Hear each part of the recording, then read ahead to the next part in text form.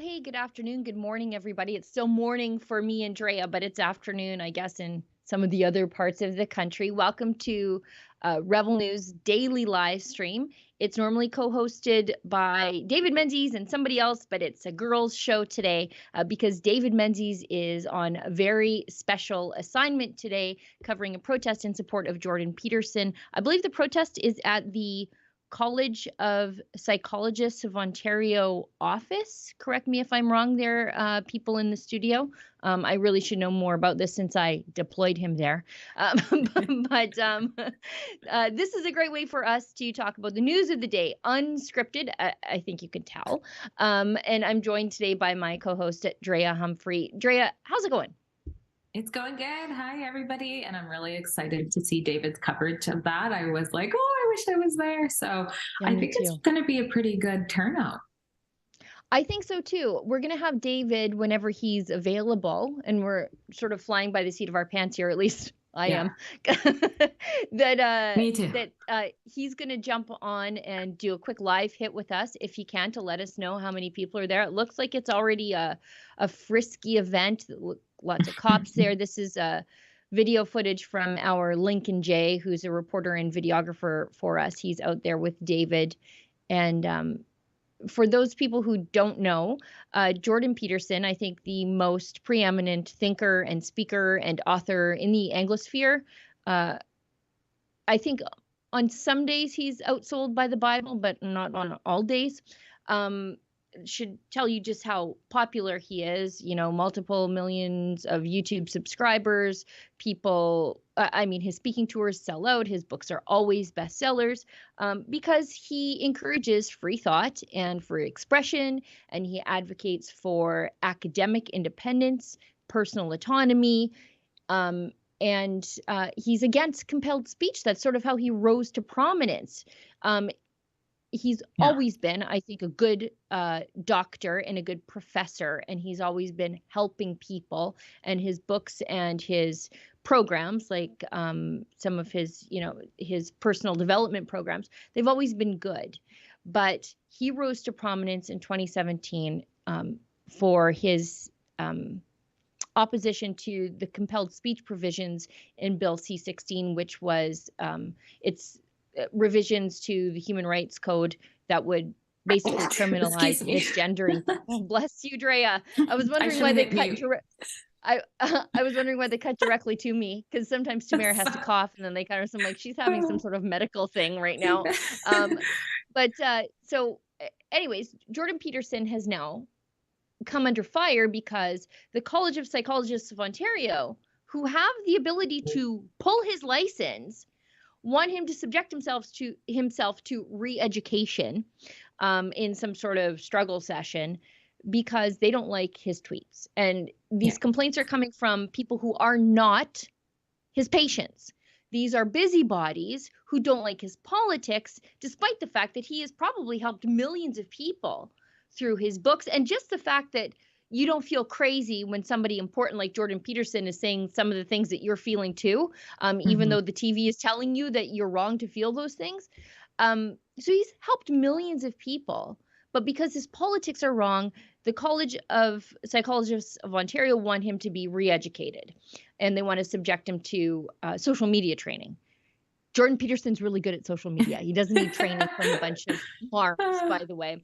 But so he's got to subject himself to this 19-person gulag panel, and he's not gonna. And I don't know how these people thought this was going to end, because you don't pick a fight with Jordan Peterson and think that it is not going to blow up in your face, internationally speaking. But here we are, and they did.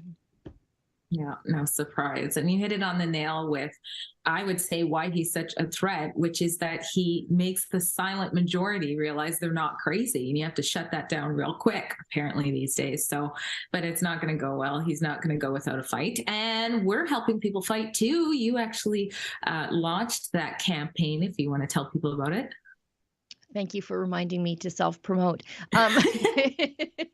It's at savepeterson.com. And there's a couple of ways that I thought people could help Jordan Peterson if they feel so compelled, especially because he's, like you say, and like I say, he's helped so many people just by speaking out, that if you would like to help him too in your own little way, there are a couple of different ways. So on the website, savepeterson.com, I give out the phone number of the College of Psychologists of Ontario, and you can send them in, you can call them up during business hours. And I need to stop right here because I have to say this constantly, because I don't want you at home to give these people what they expect and want. And that is aggressive, threatening, rude phone calls. Don't do that.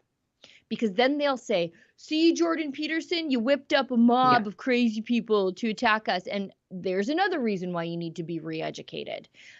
So we don't want to give them that. Call them up. Don't be rude. It's just the receptionist. And I don't mean just the receptionist. She's got a very important job, but she's not the person you need to be angry with. Yeah. Call them up. Say what your concerns are. Be polite, be firm, and hang up the phone. Then if you feel so obliged, again, I've got another thing for you to do on the same website, savepeterson.com. I've already pre-written the email for you. All you have to do is click on it, and you can send these people an email so that you can register your disgust with them in writing. And it's again, polite but firm email. All you have to do is click, and we just send it to their inbox. And I bet they've gotten more emails in the last week than they have gotten in the history of the organization, I'm sure. And the thing is, it's all coming from Canadians too, because there's a postal code requirement. It's only Canadians who are able to do that. And I'm not sure if that's on purpose, but at the end of the day, I think that's a good thing, because it shows that it's not Jordan Peterson's international mob, as they would say. These are Canadians who are concerned about what's happening here in Canada. Well, and on the plus side of this, now everybody is watching a problem that's already been brewing here in Canada, where these regulatory bodies are using themselves as a way to stifle debate, stifle freedom of speech, and come together and be cancel culture mobsters. I just put out an article today that relates to that, the one about BC nurse Amy Ham, who has very similar opinions in some ways when it comes to the whole, trans agenda debate. And she herself, from the nursing college out here in BC, is in a disciplinary hearing. And so this is the 8th, actually today is the 9th day of that. So if you check that out, you'll see that this is not a new story. It's happening to her. And I also include some other doctors, of course, who dared to speak their medical opinion that didn't align with the states on COVID-19 and all things for it. So yeah, it's getting the attention it deserves, and hopefully we'll see change. Yeah, these organizations were supposed to protect patients from bad doctors. And doctors from the state. So it was supposed to protect their independence too, but it's become an enforcement arm of the state. Now, it sounds like we have David on standby, so we'll get to him right away. Yes, right? We'll go to an ad break, but I should tell everybody, if you want to get involved in supporting the show, we stream on YouTube, Rumble, Odyssey, and Getter. But if you want to support the show, you cannot do that on YouTube because it is a censorship platform, much like these doctors' organizations. If you think the wrong thing, you just are completely deplatformed there. So we are demonetized on YouTube. But if you want to send us a chat to support the work that we're doing and interact with us at the same time, you can do that on Rumble. It's called a Rumble Rant. And on Odyssey, it's called a hyper chat, and we appreciate every little bit that you send our way, because we will never take any money from Justin Trudeau. Let's go to an ad break, and then let's get David on. Just back up, guys. Thank you. We started off this convoy calling it taking back our freedoms, but our freedoms are nobody's to take away. So we're going to restore everybody's freedoms.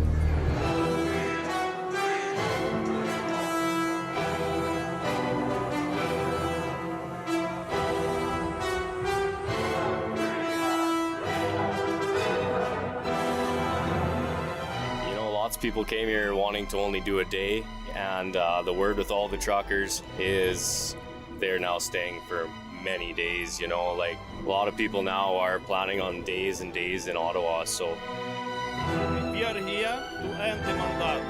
I am not leaving till we get what we want. We're not going to give up. I'm on lunch. I could be on lunch a long, long time.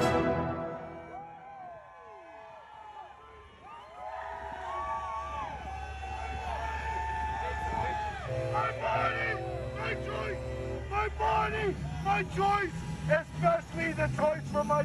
Are you liking the banter on our live stream that you're watching right now? If so, you should know that you can get exclusive Rebel News content by going to rebelnewsplus.com. You'll get special shows from my colleagues Sheila Gunn Reid, Ezra Levant, as well as the Menzoid Menzies, and you'll also get to view our exclusive documentaries, including the one that tells you the truth of what was actually discovered, at least what is known to be discovered so far at the Kamloops Indian Residential School. Take a look at the trailer.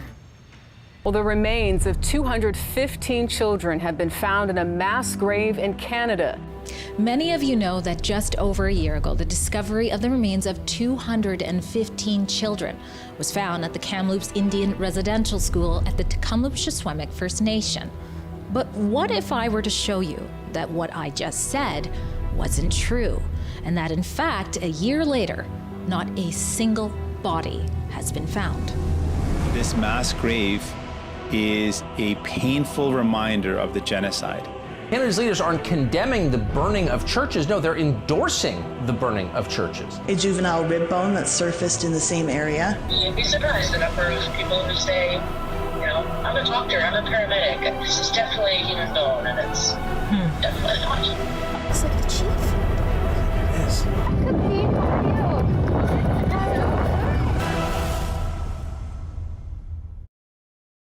Hey folks, check out the newest arrival to the Rebel News store. Yes, F is for Fidel and F is for father. I mean, could it be? Yes, half this photo, the colored half, is Justin Trudeau. The black and white half is a young Fidel Castro. Wait now, or is it vice versa? It's so confusing. I'm a huge Forensic Files fan. Wouldn't it be great if we could have piece of Justin's DNA and a piece of Fidel's DNA and put the rumor to bed once and for all? But in the meantime, we'll just have to walk around wearing this shirt, hinting at a great Canadian conspiracy. Or is it? In any event, if you want to get this shirt, folks, go to the Rebel News store and check this out. Type in our new discount code, that's SUMMER, SUMMER, and if you buy 2 unisex t-shirts, you get an additional one for free. What a deal. Like I said, Justin Trudeau, Fidel Castro, as they used to say on the ABC detergent ads. Can you tell the difference? I can't tell the difference. We're here for all Albertans, Canadians. We're here fighting for the freedoms of not us, but our kids, our grandkids, the future of this province, this country. We are prepared to put everything on the line. The small fringe minority of people who are on their way to Ottawa or who are holding unacceptable views. I've also received reports in the last hour of people allied with the protesters assaulting RCMP officers. No, that was an assault between the two civilians, between a protester and a civilian. So Jason Kenney's statement was not true at the press release? I can tell you what I just told you, sir.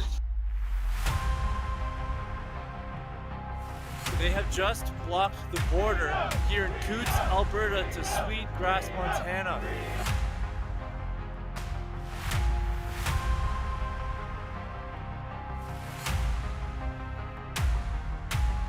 We don't want to put anybody's livelihood in jeopardy. That is the very last resort. But this is something I don't. Well, there's David Menzies. David, how many people are down there in support of Jordan Peterson? You know, I'm never good at those kind of estimations, Sheila. I always lose when I have to guess the number of jelly beans in a jar. But I would say it's a few hundred people.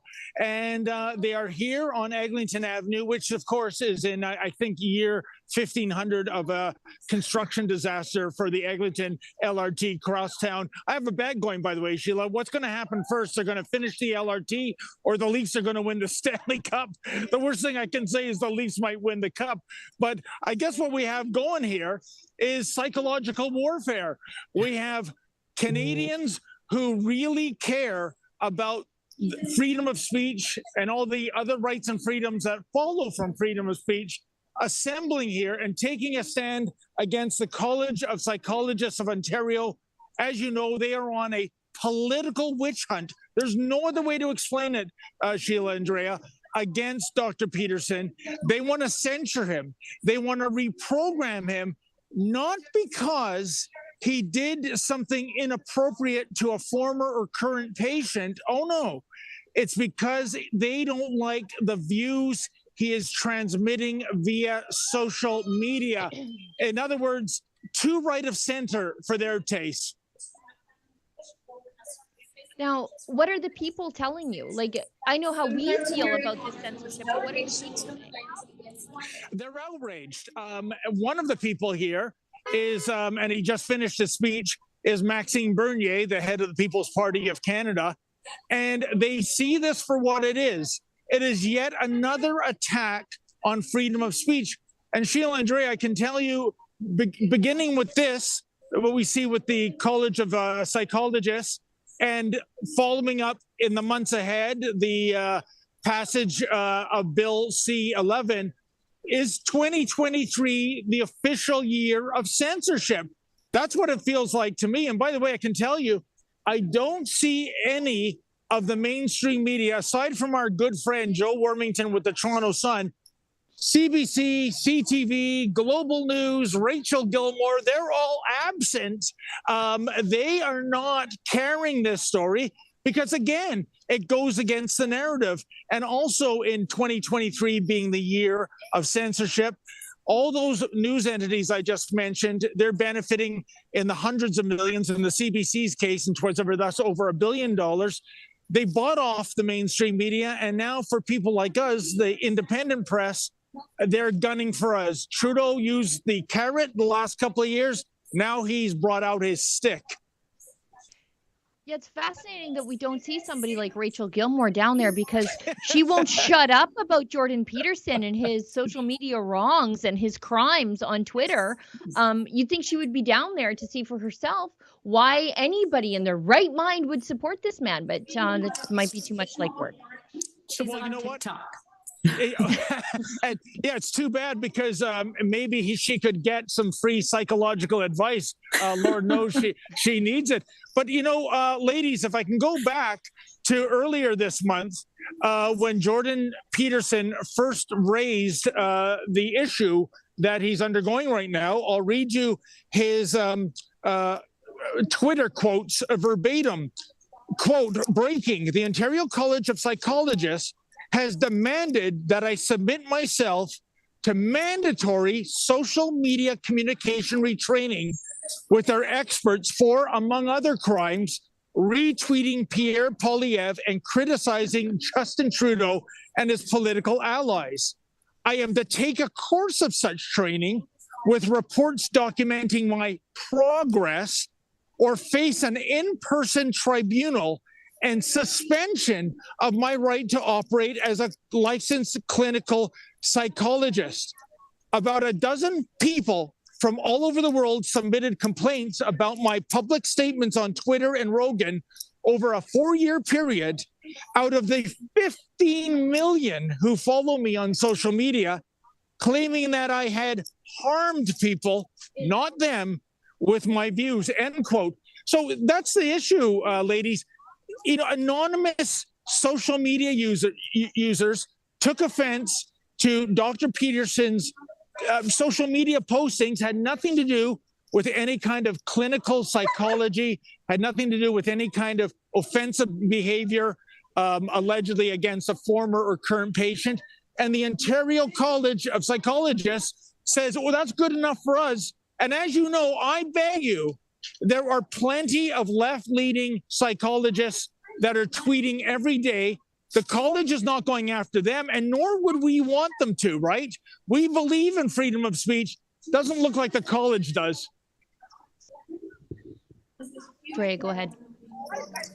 Yeah, well, I don't think it's going to just stop. I think, once they finish eating whoever they want to eat, they'll go after their own when it comes to this kind of council stuff. Now, you said Maxime Bernier was there. Is there anyone else that's been sort of influential in sort of the freedom movement, or is this sort of a new group of people coming together for this issue? Well, Drea, it's a good question. Another individual we saw, and I have tremendous respect for, is Pastor Henry Hildebrandt from Elmer, Ontario, that is. As you know, the authorities mercilessly went after his church, and he knows what it's like to have your freedoms taken away and to pay a hefty price as well. Some of the people here, I would say, are regulars with the freedom movement, but I have seen some other new faces too.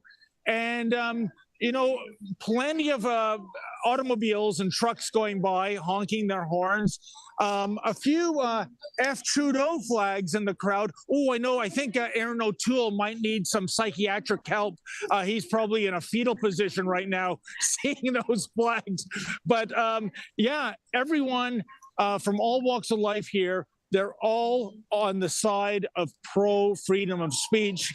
And I can't imagine we're living in a world where some people think freedom of speech is a bad thing, where a prospective leader of the Conservative Party, Jean Charest, actually said last summer, freedom is overrated. Can you imagine a conservative saying that? But that is the world in which we live.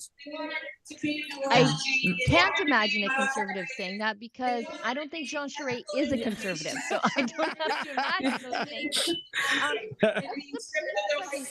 Are they assuming that it's just a wild-eyed bunch of crazy people and you need a lot of cops there, or is it pretty mild? Well, one thing, Sheila, is that there's a police station right across the street. Easy work. Yeah, so they just have to cross the street, and I don't think we're going to be allowed into the building. We endeavor to get the other side of the story, but I don't think the Ontario College of Psychologists is going to give that story. They're very entitled, it would seem. But I mean, talk about a mismatch. I mean, I look at the Twitter account for the college is just over 2,000 followers. For Jordan Peterson, it's in the millions. And we know from going back some 6 years ago, when Jordan Peterson first came to prominence around the world, he was taking a stance against compelled speech. He was refusing to call all the various spirit unicorns at the University of Toronto, Z and Zer and here and whore and all that jazz. He wouldn't go along with all this phony baloney English. And what was the end result? Well, a couple of bestsellers. He's now a sought-after speaker the world over. And we know he's helped thousands of people, not as clients, ladies, but just speaking to them. I met a young man, Garrett, and he said he was in a dark place in his life, and he spoke to Jordan Peterson, and Jordan Peterson turned his life around. And maybe that's another reason why the Liberals hate him. They don't like the idea that he can turn around the lives of so many people, particularly young men.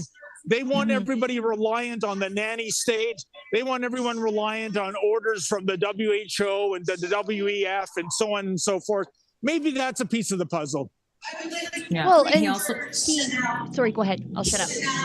Well, I was just going to agree and say he also supports families so much, the family unit. And I think that's, especially when it comes to Marxist agendas that are just rampant in our country, that is something that's a big no-no. The more united the family is together, the less they are likely to just listen to whatever the government or authorities have in mind for them. So. Dre, that's a good point. And there's a fellow, he was here earlier, he had a big, there.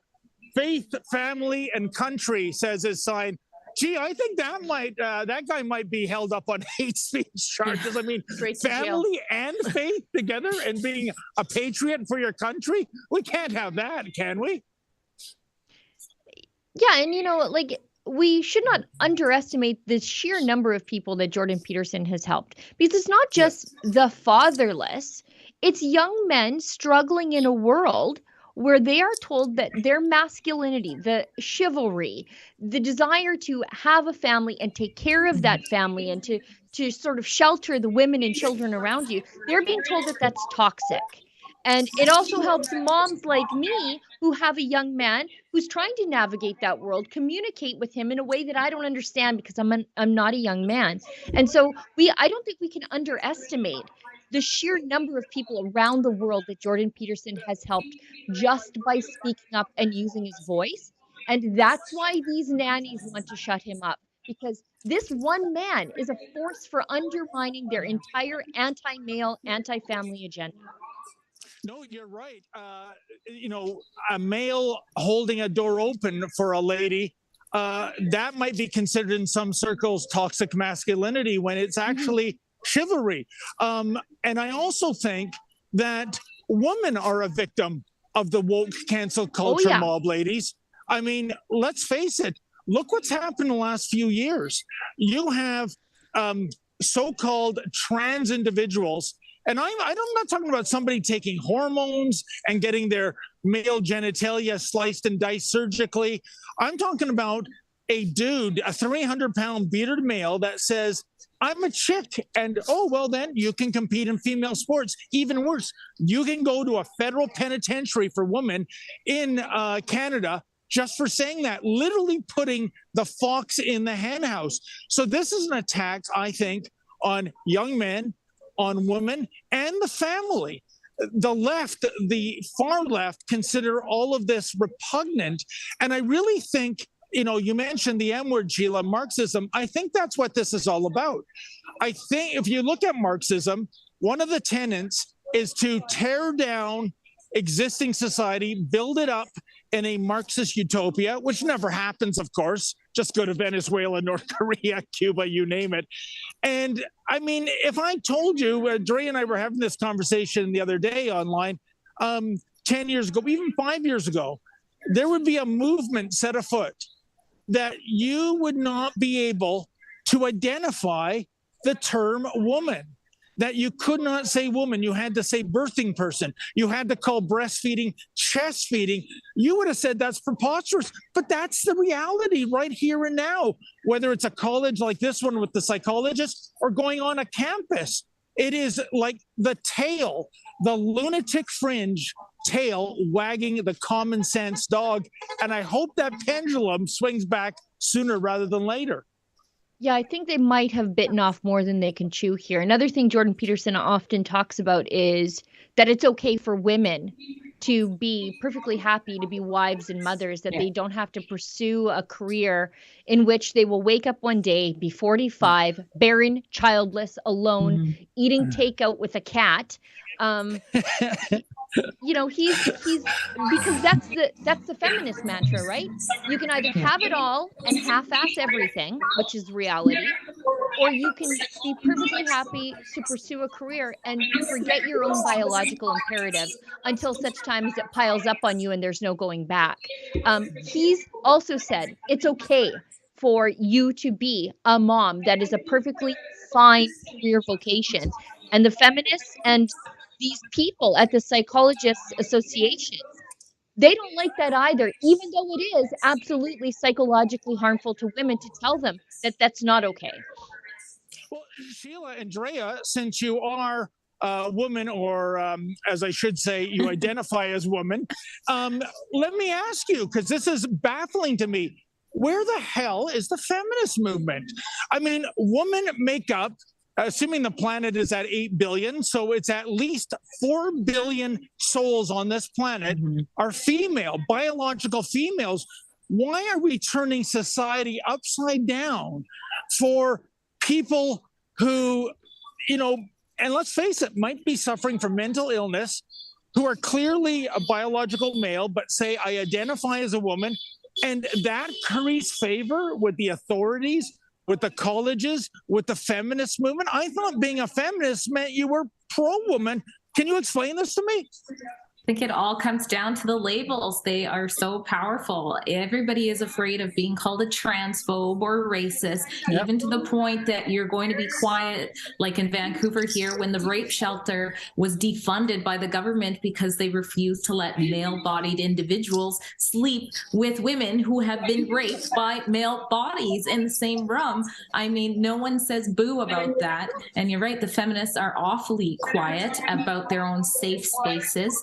Whether it be in prison, like you can get raped or whatever by someone who identifies as a man. Nobody wants to talk about these things because, ooh, I'll be called transphobic or intolerant or a bigot. But, you know, the more that these labels are said over and over, the more meaningless they start to become. And that's not a good thing, because there is actual time and a place for these labels, but they're using it so frivolously that people are just going to roll their eyes when they hear it.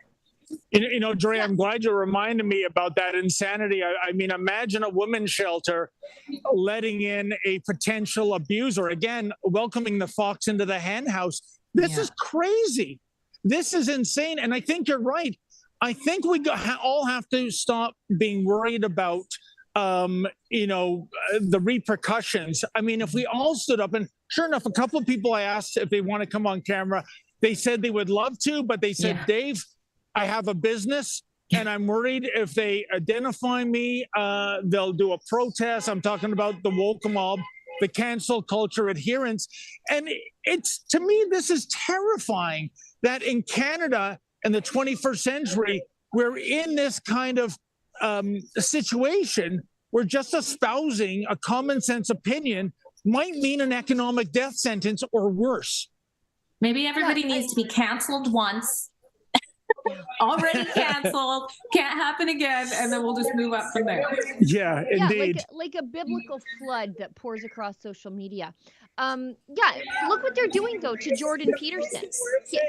As I said, he is one of the leading authors in the world, a preeminent thinker, I think, in the Anglosphere, and they came for him.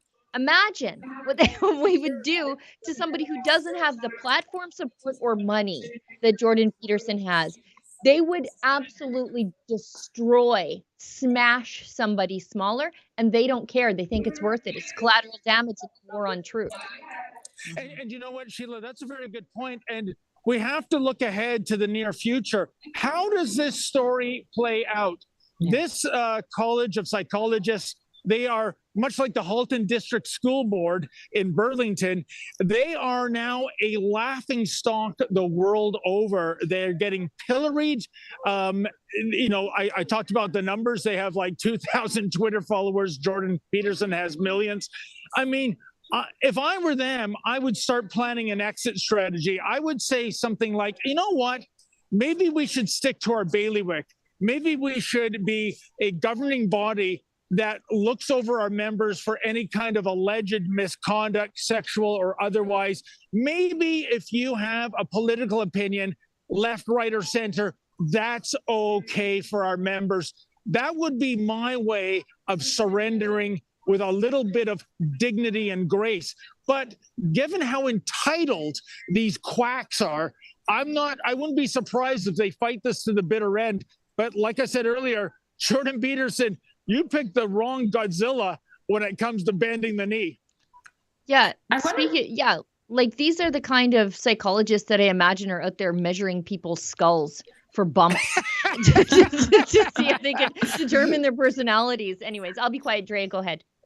Well, I was just going to say, you're right about that difference. I have been seeing a lot of people, they dig in their heels with whether it be these issues of the freedoms we thought we had in this country. And I wonder if it has to do with how the radical left handles things versus all the normal people. Because, you know, you've got a peaceful protest behind you where people are saying they're unhappy, but the radical left goes after you. They want you gone. They want your firstborn gone. They're relentless and they want to cancel you, make you out of work so you can't feed your family. And perhaps, you know, that has something to do with it. These members of the board or whoever who are in charge of decisions like this, they never quite get the spotlight. It's more the body or the company or whatever gets talked about, I think, on, you know, the center right or even the right when it comes to being unhappy with a policy that's been put in place.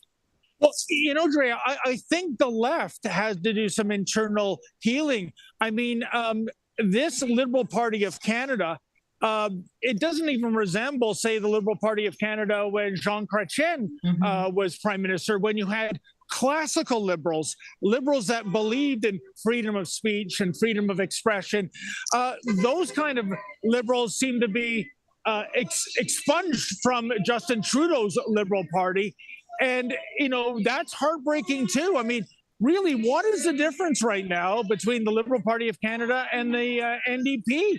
I think Justin Trudeau is eating Jagmeet Singh's lunch every day, and Jagmeet keeps propping him up. It's really depressing. You're right. One of the stories that I covered is of a teacher out here who's currently suspended and perhaps might not be able to come back to teaching. His name is Jim McMurtry. And get this, after teaching the truth about the leading cause of death when it came to when residential schools were in operation, so tuberculosis and illness, he was marched out of the classroom and then put on suspension. And he considers himself to be a liberal. He said, I'm a liberal and I don't know what the left is doing. I'm just teaching facts and also challenging the students to think critically about everything they hear. Yeah, I would say, Drea, the crocodile comes for all. And to rehash a narrative earlier, I think the Liberal Party has been hijacked by Marxists, quite frankly. And I would say it was a long gameplay going back 50 or 60 years. Marxists have gotten into the schools. They've gotten into the justice system. They've gotten into academia. They've gotten into politics. And slowly, inch by inch, ever so slowly, the line moves till you get to a point here where a college of psychologists is prohibiting one of the world's great deep thinkers from espousing his opinion. He needs to be reprogrammed. He needs to be readjusted. I mean, how Orwellian could you get? If only George Orwell were alive in our Dominion of Canada today, I'd love to hear what he'd have to say. Yeah, as I say all the time, I'm not sure we won the Cold War. We thought we did, but the other side was still fighting and taking over the world. David, we should let you go. You are at work. Okay. You are covering a protest. We could shoot the breeze with you on the culture wars all day. But thank you so much for your hard work, and I can't wait to see your report. It was a pleasure, ladies. If I'm still allowed to call you ladies, that is. You take care. Bye, David. Bye-bye. Oh, wow. What a crazy world we live in. Poor Lincoln was there holding the camera, and I could tell he's sort of getting wobbly there. So I thought maybe they better get moving. While we straighten out the framing for Drea, why don't we go to one of these Justin Trudeau clips that we have here, because as you may or may not know, the highly embarrassing Three Amigos Summit is taking place. So we have two feeble-minded men who cannot think straight, and also the president of Mexico, currently engaged in a summit right now. And it interrupted my mother-in-law's Judge Judy yesterday. They cut to a press conference where Joe Biden and Justin Trudeau were going to talk, and she was very, very mad because she felt like she wasn't going to learn anything. But while Justin Trudeau is there, he has been talking about the rise of authoritarianism. And one of his clips says, the world is uncertain right now. And so we have to be on the lookout for authoritarianism. I think this is, guys, clip number, clip number 1? Yes.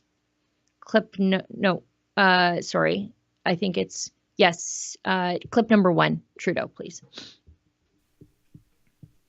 The world today is facing a lot of uncertainty, with the rise in authoritarian leaders causing global instability and the high cost of living, putting stress on families at home.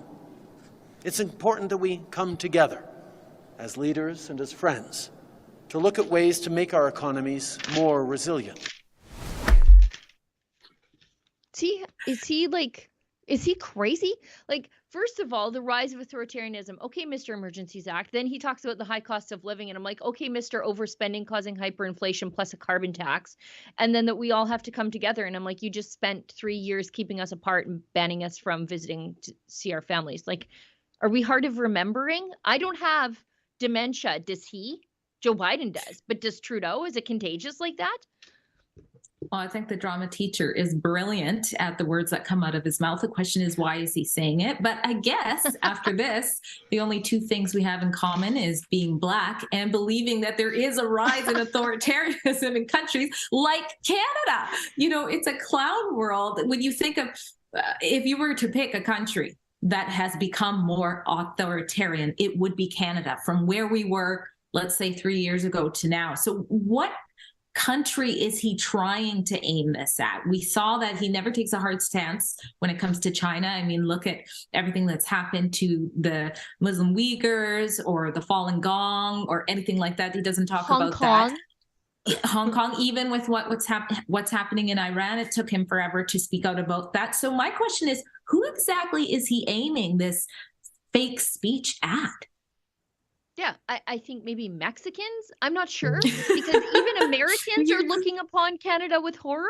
Like, Americans are like, even Biden voters think Trudeau's an idiot. And so that's saying something. But like the idea that you would round up peaceful protesters in the nation's capital is outrageous. The idea that you would seize their bank accounts is outrageous. That you criminalized peaceful protest and turned it into mischief, and then incarcerated, in the case of Tamara Leach, for weeks, a nonviolent criminal who did nothing except really embarrass you and say, hold the line.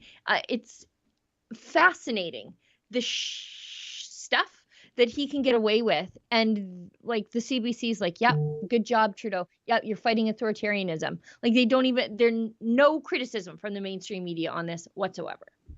But if you recall, he did do something very similar. He did a similar talk, and it didn't end well in the EU Parliament.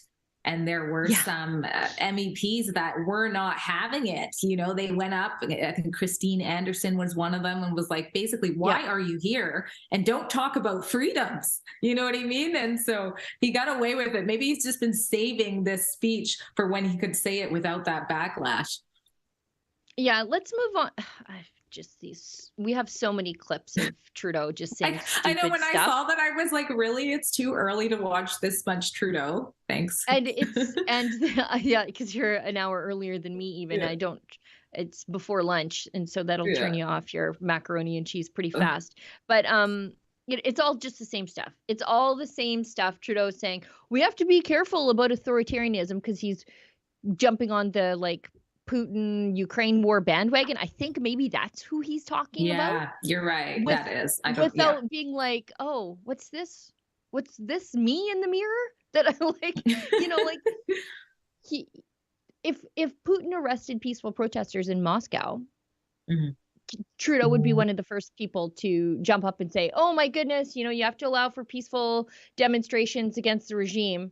Mr. I arrested a bunch of people in Ottawa. So it was just on and on and on. It's like I just did an Access to Information story about the 2020 Press Freedom Conference. And that was like, we're actively suing Justin Trudeau for access to the debates, and journalists are getting manhandled, you included. And he gives a speech about how, we have to protect journalists' access to positions of power. And I'm like, are you crazy? But I guess when you're speaking directly to the CBC, it doesn't matter, right?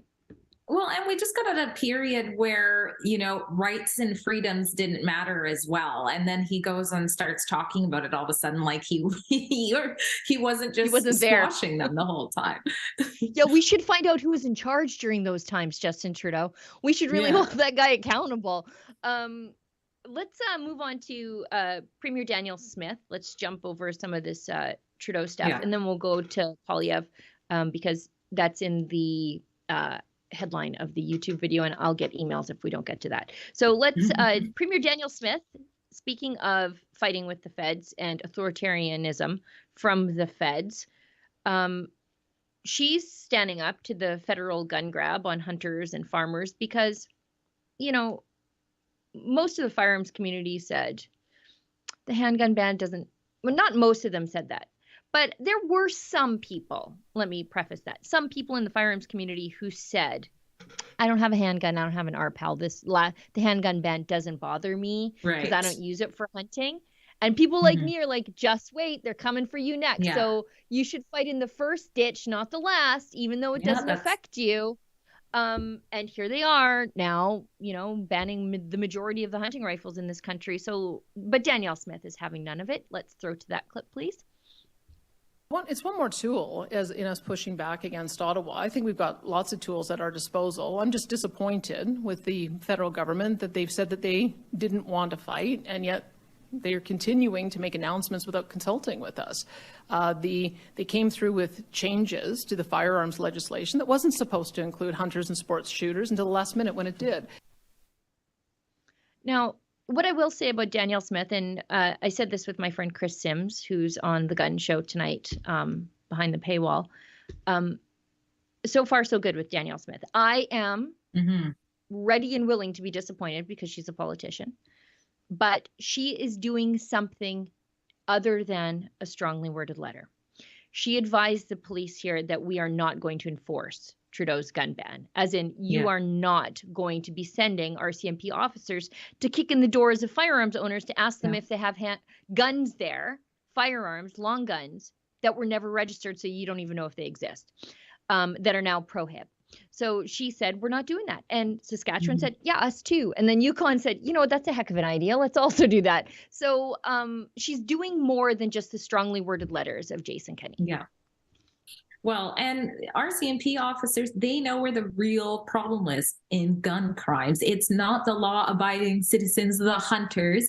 It's illegal gun crimes. So I know some of them, even in BC, of course, we're not having any political powers like Smith, but some of the ones I'm talking to are so annoyed that this is happening because it's missing the mark so horribly.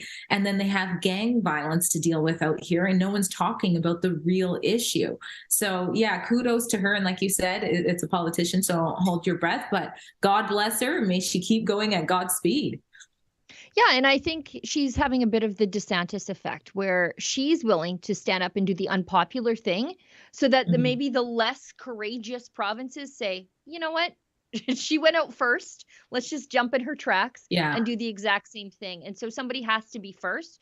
In the States, it was Ron DeSantis. And then it was quickly like, okay, well, Kristi Noem in South Dakota's doing it. And then Texas is doing it. And then Oklahoma's doing it. And then Wyoming's doing it. So while she is the premier of Alberta, I think she's helping people in other provinces too by taking a bold stance and actually doing something tangible so that other provinces can follow along. Provinces. Well, they're probably Ontario, watching, right? Sorry, they're probably watching. I mean, politicians want to be reelected when it really comes down to it. So they need to know that the culture is changing, that this is something the people in their riding are going to support and not hold against them if they start to stand up for these important Canadian issues.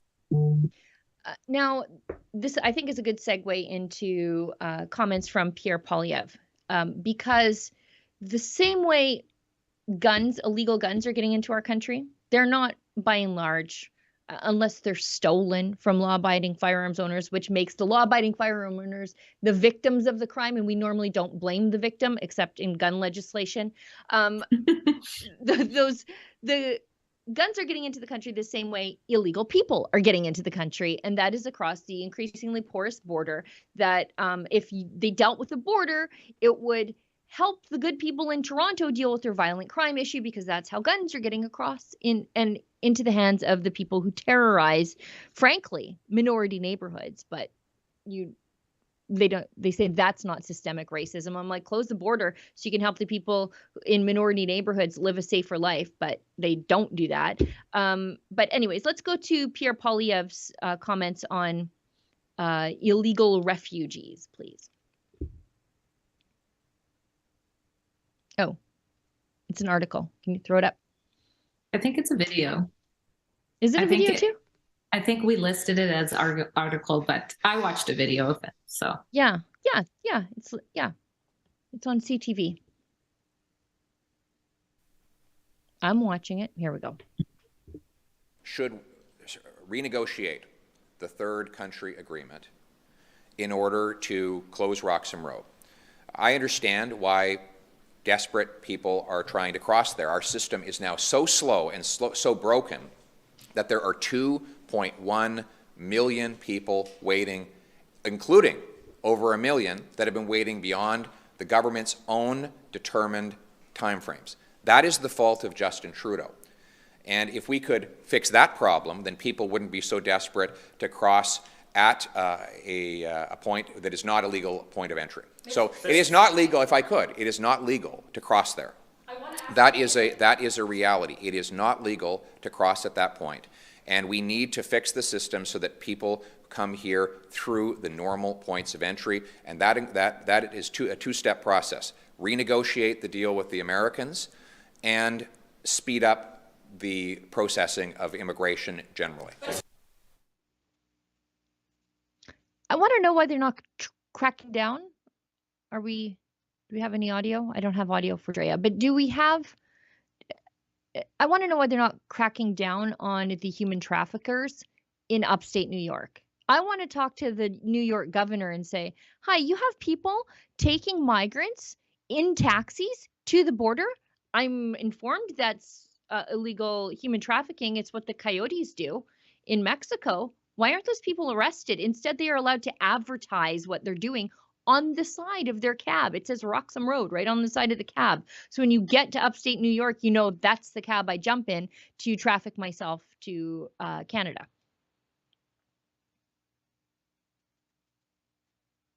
And Katie Davis Court, can you hear me? I can now. Oh, okay.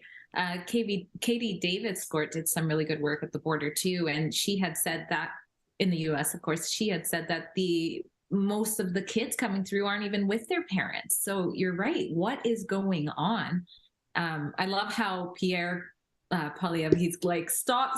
He wants to stop the snowflakes right away when he's like saying that it's illegal. He's like, it is illegal, whether you like it or not, because, the headlines, oh, he calls migrants illegal. He's trying to stop that dead in its tracks. But these are the facts. And millions of people, according to him, are still on a wait list to get through legally.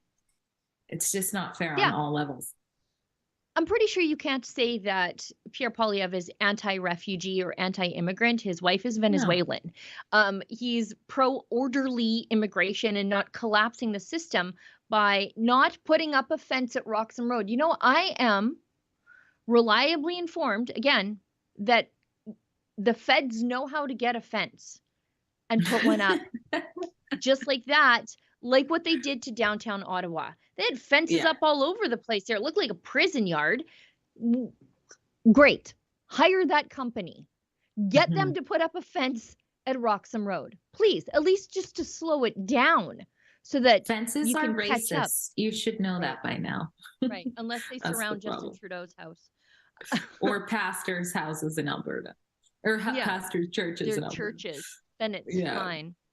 Let's move ahead to Canada's Online Streaming Act. So the American Embassy, I wonder if they're discussing this at the Three Amigos conference where it's just like awkward handshakes. Do you remember that one year where they tried to do that like three-way handshake quarterbacked by Justin Trudeau and it just looked like just a big mess. It was just like, first of all, don't put Justin Trudeau in charge of anything. And it was just this terrible, awkward photo opportunity where Justin Trudeau was trying to like get everybody to like do it like a triangle handshake. It was just stupid. Anyway, the Online Streaming Act could discriminate against American companies, says the U.S. Embassy. Yeah, definitely.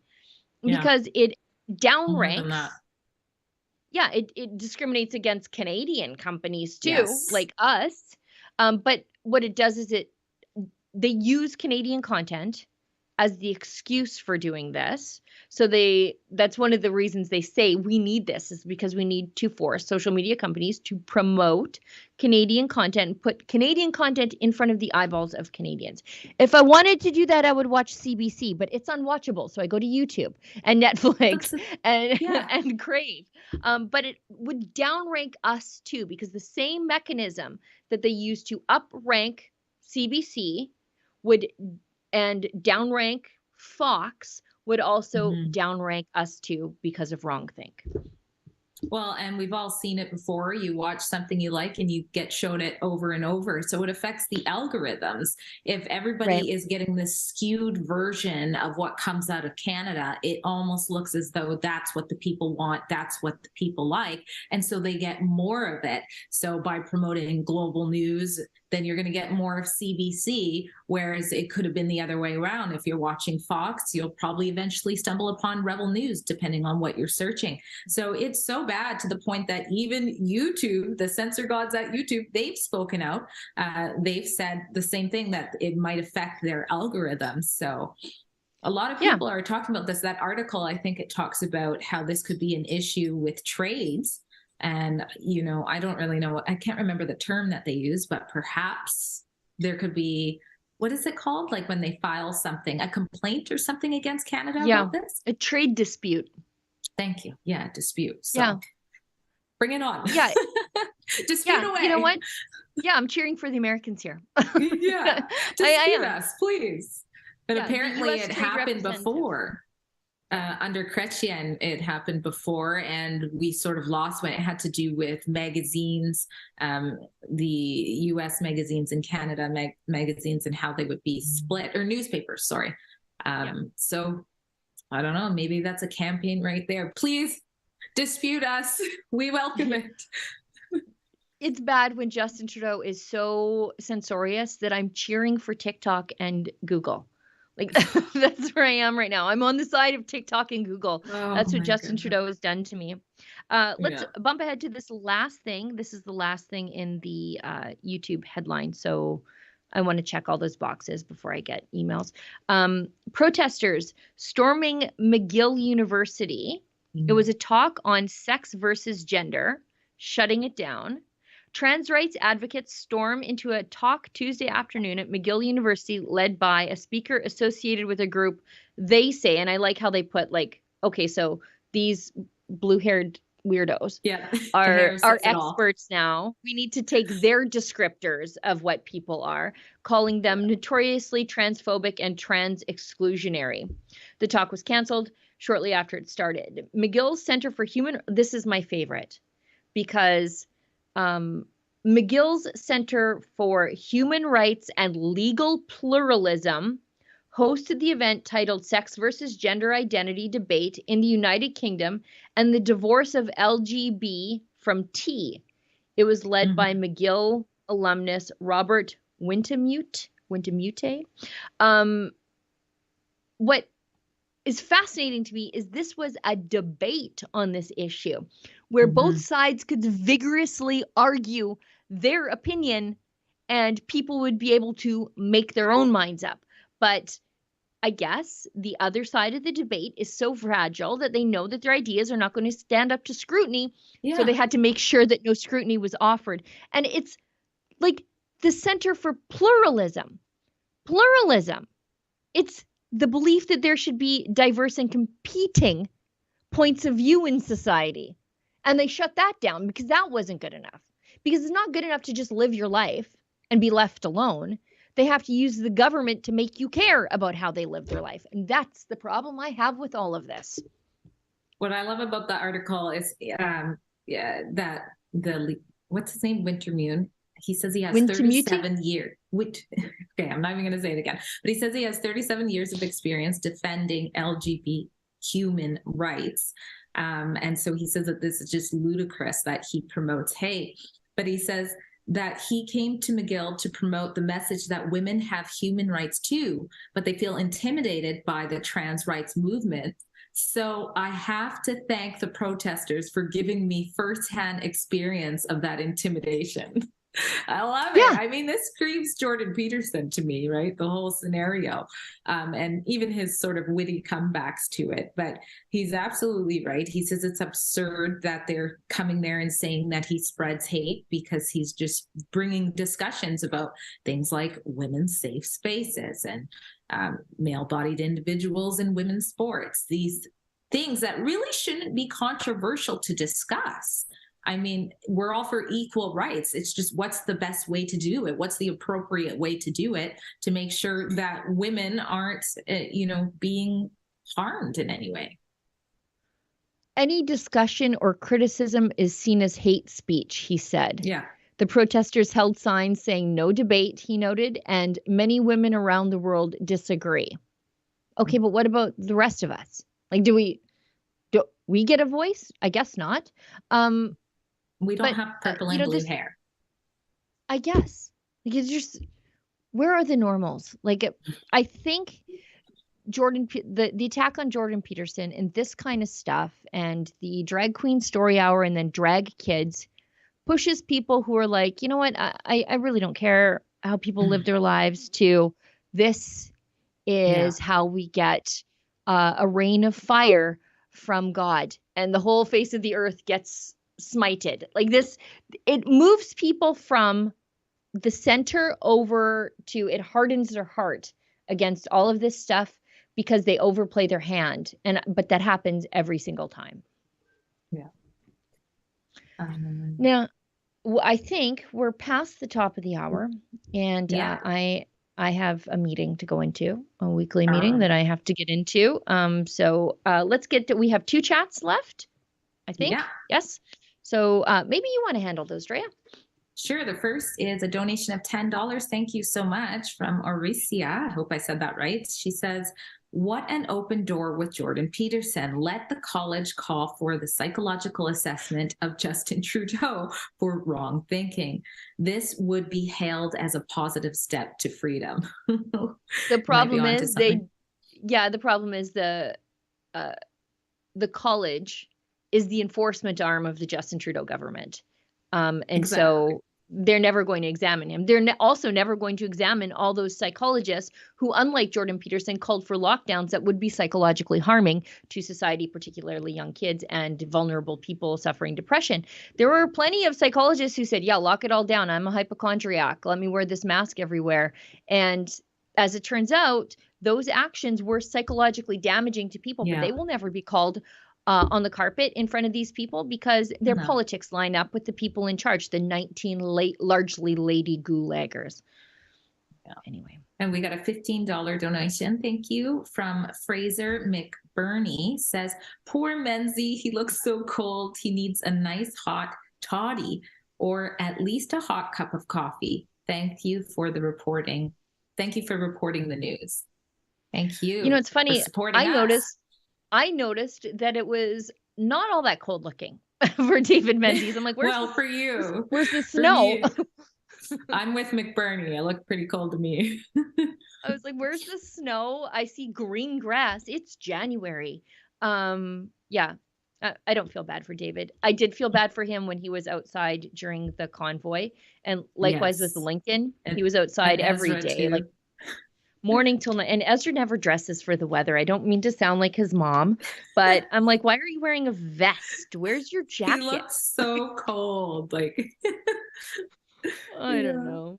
Anyways, I think that's a show for today. I think we got to wrap it up because I am 5 minutes late for a meeting. Drea, thanks so much for co-hosting the show with me. You did a great job. Thanks to everybody behind the scenes in the studio in Toronto who managed the show and watch as we fly by the seat of our pants and call for things that are not in order. I realize that makes it difficult for everybody who's carefully planned the show to do their job, but it is live TV.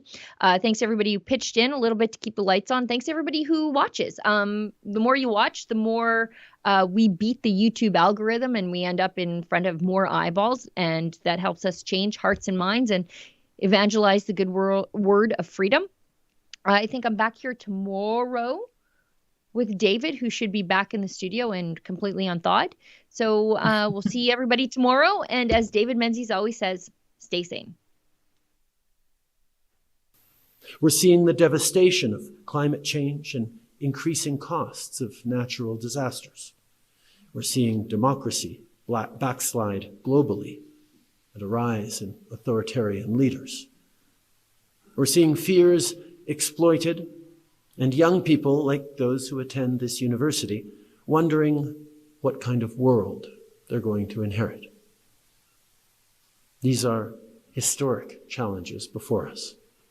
And the choices we make today will ripple across generations.